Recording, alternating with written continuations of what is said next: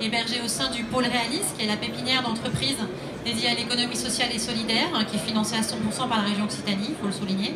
Et vous allez nous présenter donc votre plateforme de financement participatif dédiée aux énergies renouvelables. Alors, attendez, on a un problème de timer. J'ai droit à 2 minutes seulement. Non, on va vous donner 3 minutes comme les autres. Le rembobinage est lent, effectivement, c'est indiqué. Ah, on va y arriver. C'est parti. Bien, bonsoir à toutes et à tous. Donc, Enerfic, plateforme de financement participatif dédiée uniquement aux énergies renouvelables. Alors, ce qui nous caractérise, ce qui nous constitue chez Enerfic, ce sont 2 innovations. Une innovation sociale et une innovation technologique. Innovation sociale, puisque nous permettons à l'ensemble des citoyens de devenir acteurs de la transition énergétique en investissant une partie de leur épargne directement dans des projets d'énergie renouvelable. C'est le circuit court appliqué aux ENR et à l'épargne. Et quand je dis l'ensemble des citoyens, ce n'est pas une vue de l'esprit, puisque le minimum d'investissement est à 10 € seulement. Donc on voit bien que tout le monde peut y participer. Et pour aller plus loin, ce qu'on souhaite aussi, c'est enlever une frustration qu'on a peut-être tous eue ici, quand on se pose la question de qu'est-ce que devient l'argent de mon épargne lorsque je le place sur des solutions conventionnelles. À quoi est-ce qu'il va vraiment servir? On a rarement des réponses, ce qui est très bien avec Enerfic, c'est que vous pouvez savoir précisément où va aller votre argent, à quoi et à qui il va servir. Et sur l'aspect philosophique, ce qui nous anime, c'est de pouvoir se dire que le vent, le soleil, l'eau, ce sont nos biens communs et que ça fait tout à fait sens qu'on puisse bénéficier tout un chacun de l'exploitation directe, d'exploitation de ces ressources en termes de retombées économiques. Ensuite, j'ai parlé d'innovation technologique parce que nous sommes la première plateforme de financement participatif en Europe à avoir utilisé un protocole blockchain dans le cadre d'un financement citoyen. Alors l'idée n'était pas en premier lieu de faire parler de nous, mais plutôt de montrer la pertinence de l'utilisation de cette nouvelle technologie dont on entend beaucoup parler et qui a vraiment du sens lorsqu'on l'applique au financement participatif. D'abord parce qu'elle apporte une sécurité totale, parce qu'elle apporte aussi une transparence absolue, et c'est exactement ce que l'on recherche, ça fait partie de l'ADN, quelque part, du financement citoyen. Donc pour terminer, je voudrais juste vous préciser que nous avons, de par le retour de cette expérience, établi un livre blanc sur la blockchain qui a permis vraiment de, je dirais, rendre accessible et compréhensible cette technologie qui parfois peut être un petit peu obscure. Donc vous pouvez le télécharger sur notre site enerfic.fr. Et je voudrais terminer sur une ouverture. Je ne sais pas si vous le savez, mais le total de l'épargne des Français au 3e trimestre de cette année, c'était plus de 4 400 milliards d'euros. C'est une somme extrêmement importante, c'est dur d'ailleurs de se la figurer, c'est 2 fois notre PIB. Et quand on regarde les objectifs de la loi de transition énergétique, que vous connaissez tous très bien ici, je pense, il va nous falloir investir peu ou prou 80 à 82 milliards d'euros d'ici à 2030. C'est-à-dire moins de 2% du total de l'épargne dont on dispose. Donc la question n'est pas de savoir si on va y arriver, mais juste de se rendre compte qu'on a largement les moyens d'y parvenir. Voilà. Merci. Ça fait des points quand je finis plus tôt ou pas? Alors ça fait plus 20 points, non, là, ça va pas marcher. Alors, est-ce que vous voulez approfondir le blockchain? Vous en avez parlé, on ne sait pas forcément, j'ai envie de dire Kesako, Raphaël Lamoureux, le blockchain. On ne sait pas forcément ce que c'est. Est-ce que vous voulez approfondir ça ou est-ce que vous voulez donner des exemples de projets qui ont été financés grâce à la plateforme? C'est peut-être pas mal ça aussi. Non, mais j'aime bien les trucs un peu impossibles, donc je vais essayer de vous expliquer en 1 minute ce que c'est la blockchain.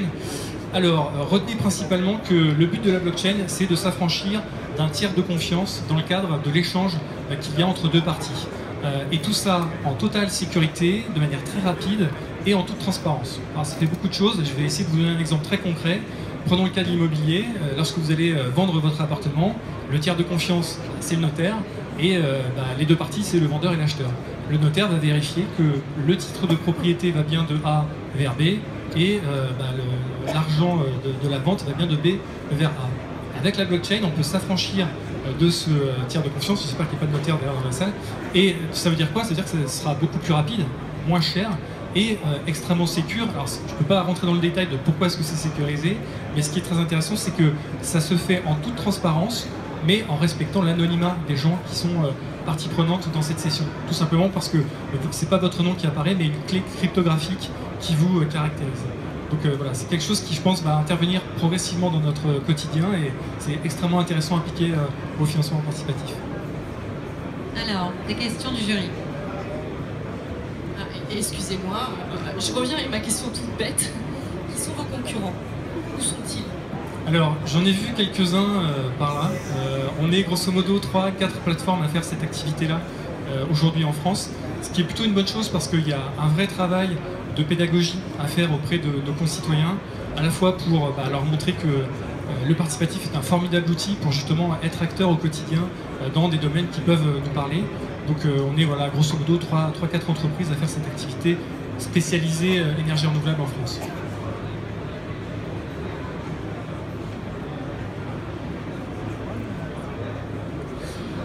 Est-ce que vous pouvez nous dire 2 mots sur votre équipe aujourd'hui et la manière dont elle est envisagée à l'avenir en termes de développement et du coup aborder les questions un peu d'accès au marché de où vous en êtes et où vous voulez aller? Bien sûr. Alors déjà, juste quelques chiffres, ça fait 1 an qu'on fonctionne concrètement, donc on a collecté 1 million d'euros, financé une dizaine de projets et on vise à collecter environ 5 millions d'euros sur 2017. L'équipe aujourd'hui, nous sommes 7 personnes, donc ça commence à être significatif et on a vocation de recruter 2 personnes supplémentaires sur l'exercice 2017.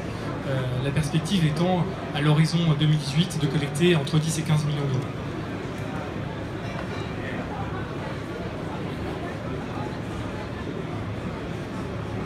À quelle part de marché estimez-vous le développement des projets participatifs avec votre plateforme en région, évidemment, en Occitanie, dans le futur? Et est-ce que ça permettra à la région d'accélérer finalement le déploiement des énergies renouvelables? Ouais, c'est vraiment une très bonne question. Notre conviction, c'est que ce qui se passe aujourd'hui, c'est que les ENR ont plutôt un bon a priori lorsqu'on leur pose la question comme ça aux citoyens, mais on s'aperçoit, et notamment dans certaines énergies, qu'il y a des oppositions lorsque des projets veulent émerger sur les territoires. On pense que ça participe surtout du fait qu'il y a un problème d'information dès l'amont et quelque part de ce travail que l'on doit faire, de casser la désinformation qui existe aujourd'hui. Donc avec l'action que l'on mène via le participatif, le but n'est pas seulement de lever de l'argent, mais c'est aussi de permettre à tout le monde de se saisir de ces projets, de les comprendre. Et donc, s'il y a moins d'opposants, si tout le monde a envie que ces projets émergent, il y aura forcément une dynamique beaucoup plus intéressante sur le territoire et notamment en Occitanie.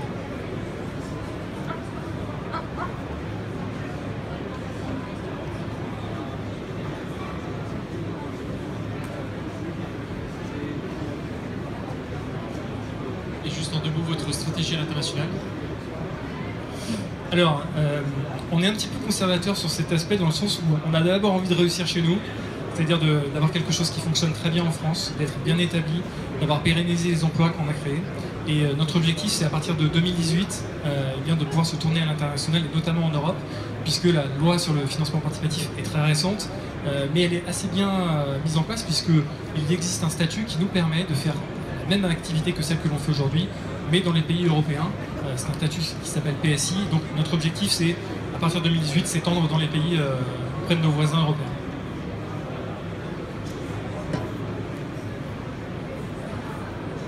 Vous avez signalé la fonction de la levée de fonds citoyenne pour améliorer l'acceptation des projets.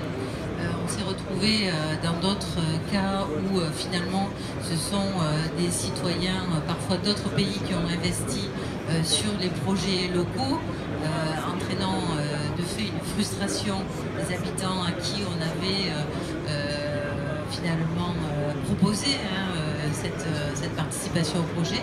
Donc comment vous envisagez cette articulation pour faire que ce soit vraiment les habitants, les acteurs du territoire qui aient accès, alors est-ce que c'est dans le phasage, mais qui aient accès vraiment à cet outil participatif? Alors, c'est intéressant parce que c'est quelque chose qui nous caractérise vraiment, qui nous différencie de notre concurrence. C'est que le financement participatif, par définition, c'est très numérique. Vous venez sur notre site enerfip.fr, vous pouvez investir par virement, par carte bleue, très bien. Mais qu'est-ce qu'on fait de toute cette frange de la population qui n'a pas envie d'utiliser Internet pour investir, voire même qui n'a pas Internet? Et très rapidement, on s'est dit que si on restait comme ça, on passait à côté de notre objectif qui est de s'adresser à tout le monde. Donc ce que l'on a tout simplement fait, et ça c'est incroyable, mais c'est une innovation, on a rematérialisé la solution d'investissement, donc on tient des permanences d'investissement sur le territoire du projet en question, et les riverains peuvent venir investir par chèque et sur support papier. Et tout ça s'accompagne bien évidemment d'une démarche de communication en amont, de réunions publiques, de permanence d'information, parce que voilà, c'est comme ça qu'on arrive à toucher le public et à leur montrer que c'est dans leur intérêt.